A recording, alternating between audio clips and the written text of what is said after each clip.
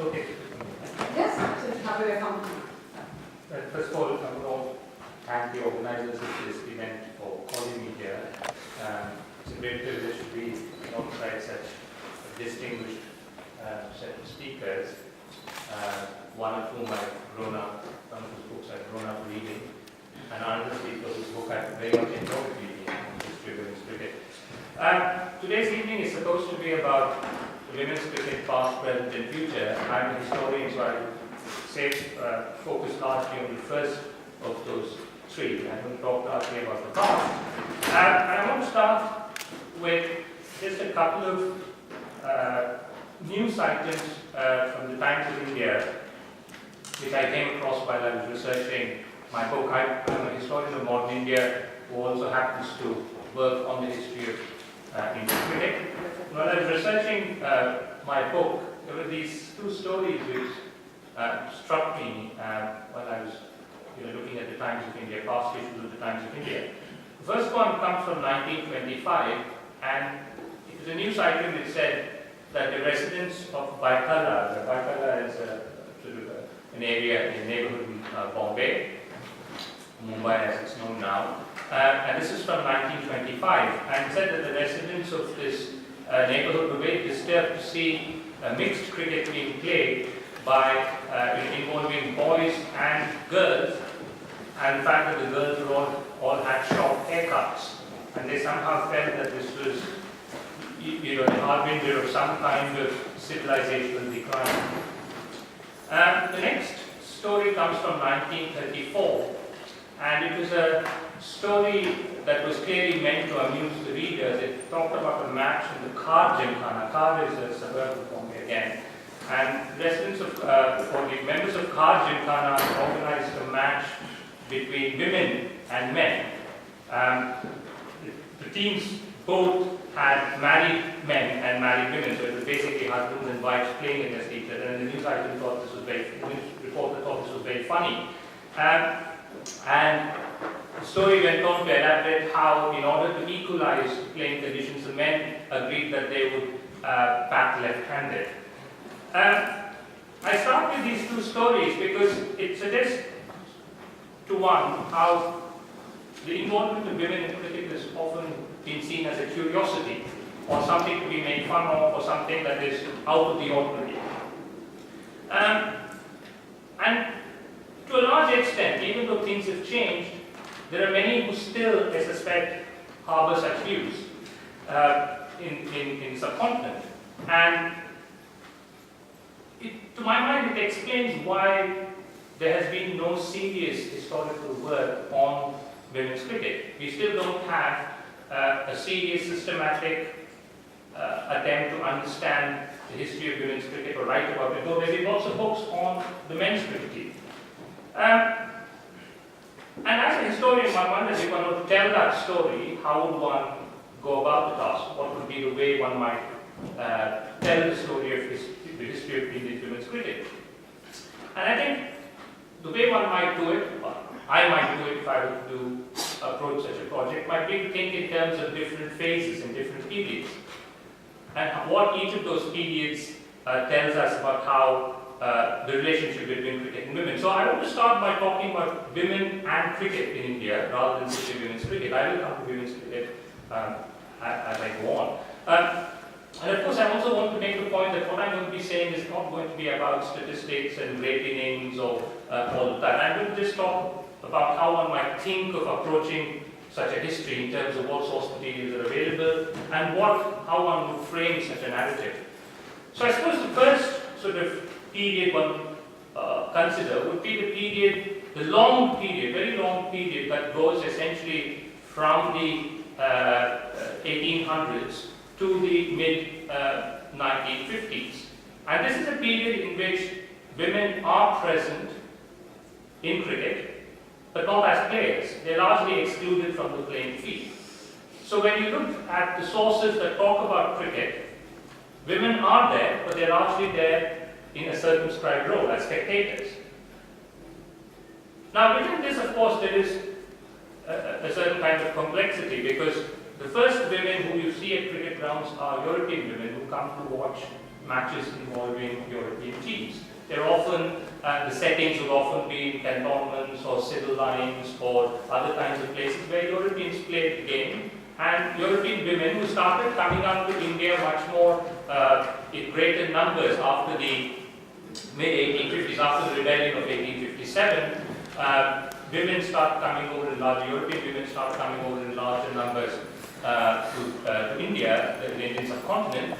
And in the late 19th century, when you look at newspaper sources describing cricket matches involving Europeans, they will often talk about the fact that the governor's wife was present, the viceroy's wife was present, or the wife of various civilians were present at the cricket ground. The first evidence we have for Indian women attending cricket matches comes really from Bombay in the 1870s. The Parsis of Bombay were the first to systematically take up the game, and by the 1870s they used to be played on what was known as the Bombay Esplanade, games involving various Parsi clubs. And in the Christmas period, there used to be these prize matches which used to attract lots of spectators. The prize was basically given by a local businessman, Kawasti Ready Money, who offered a prize to the winning team in these competitions. So you had large numbers of spectators, and Parsi women are reported to attend these matches in large numbers.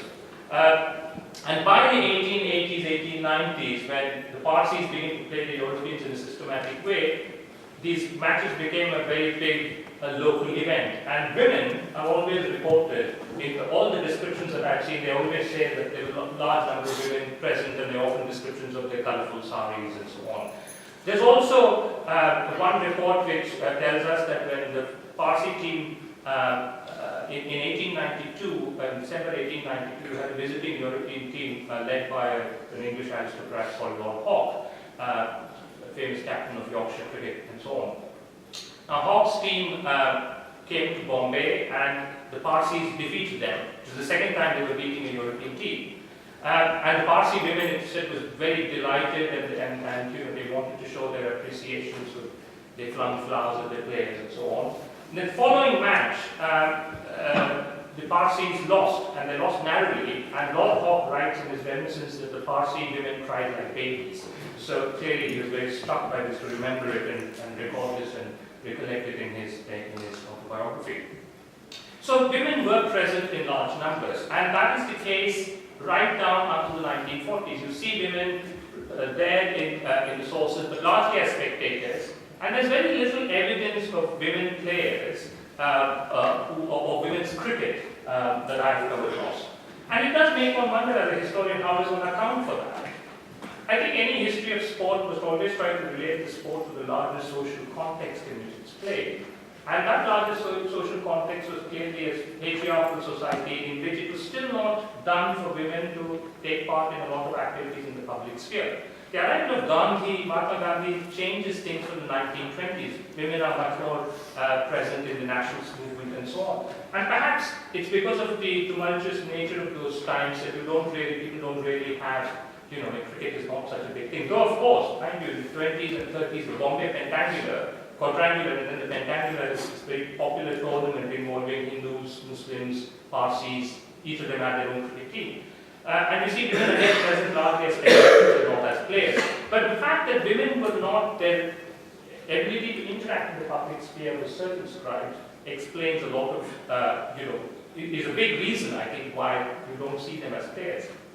Things start changing in the 1950s and 60s, when again, it's changes in society that start affecting changes in the participation of women in cricket. And that is the gradual emergence of a more modern sort of, especially in urban context, the emergence of women in the workplace, the emergence of women in the public sphere in a much more autonomous way, and that translates into the first attempts to form women's cricket clubs. It's in the late 60s that in Bombay I've come across the role of a lady called Mrs. Alu Bamji, who formed her own cricket club and gave a fillip to the sport. And again, it tells you how women's cricket is very much linked, its growth is very much linked to social changes in India. And the interesting thing for me is that it actually shares a lot with men's cricket in this regard. Like men's cricket, women's cricket too is very much a product of the urban context. You don't find women playing cricket in the villages. It's very much a product of middle-class settings, professional women, middle-class women, upper-class women who have access to the resources, who are able to interact with each other in the public sphere. That makes possible the first generation of well-known women cricketers in India. And that is where you get it, by the 70s, it is out of these clubs, middle-class women's clubs, that we begin to start getting the first middle-class cricketers. I'm talking to people like Diana Idalji, Shanta Ranaswamy, and others. Now, at this point in time, it's very interesting that women's cricket was attracting large numbers of crowds when you had big matches. I know somebody who said that in Patna, in Bihar, matches involving women's cricket matches used to attract huge numbers of people to the stadium. So this idea that women's cricket didn't attract large audiences, that itself is very context specific. And I think in the 70s there was a moment when women's cricket could have expanded and had a larger following. The reason I think it doesn't happen, and this is my second point, is that men's cricket takes off spectacularly after '83, and the media revolution in cricket tends to concentrate largely on men, especially the men's cricket, the one-day version of the game. And I think to my mind this helps explain the marginalization of women in the 80s. That just when the media TV revolution is taking off, women's cricket starts getting pushed to the background, the focus is very much on the men. And the larger, broader point I would draw out of this is that to understand women's cricket, you have to put it in relation to men's cricket in a way, to understand what its possibilities are and what its constraints were. And I think in the 80s, the constraint was precisely that men's cricket takes off as a televised spectacle in a way that women's cricket doesn't. And that explains the fact that in terms of sponsorship, in terms of the ability of players to become celebrities, in terms of the interest that's taken, even though women are becoming much more prominent in the workplace, even though they are beginning to be much more prominent in the public sphere, even though we had a women prime minister through the 70s, this doesn't happen. And I think it is very much a specific product of what happened in the 80s with the television revolution around one-day cricket, and the men's game was the principal beneficiary of it. Now this continues largely until the mid-2000s. And if you look at the interviews of women players then in the 90s and early 2000s, you always get this sense of frustration that there's a lack of attendance at matches involving women, resources are very hard to come by, there's no media coverage, most of them can't afford to play the game of their own, independently, they have to have another job which gives them the economic security. Cricket is not a paying proposition in its own right. And that state of affairs largely exists despite the fact that individual women cricketers do splendidly. The women's cricket team also has spectacular victories from time to time. It is not able to get out of the structural bind that it finds itself in. The last key turning point, to my mind, is what happens in the mid-2000s when the Women's Cricket Association basically integrates with the BCCI. And that gives them greater access to resources. It also comes at a time when liberalization itself is transforming middle-class India, urban India in significant ways, and opening up space. But here's the interesting paradox. Even though you have this affiliation between the Women's Cricket Association and the BCCI, women's cricket itself doesn't benefit until until about 4 or 5 years ago. And this is one of those conundrums that I haven't been quite able to explain. Why is it that between 2006 and 2010 or 11, this didn't happen? Because clearly, if one tries to relate it to wider social changes, women were already very significant in other sorts of domains. Why? And the fact that they are affiliated with the BCCI should have given them greater access to resources. And I think this raises a good question about how cricket is governed, the sorts of patronage networks, and of course entrenched systems of discrimination, gender discrimination that don't give women cricketers the rights that they should have had. And that is why I think what we see, that's the larger context in which we have to place the current resurgence of women's cricket. This is where we come to the present, and historians aren't very good when they try to explain the present, so I'm going to stop at this point.